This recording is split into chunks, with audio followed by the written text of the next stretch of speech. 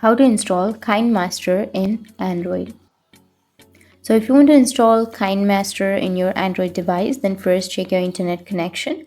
Once you've checked your internet connection, you need to simply open up your Play Store.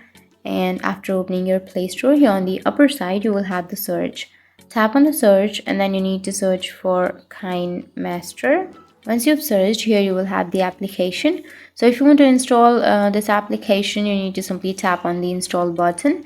Once you tap on install, it will start the install process. So it might take some time to download the application, but once it's downloaded, you can simply tap on open, which is on the right side, and you can create your account or log into your account and use the KineMaster application. So that's how you can install KineMaster application on your Android device.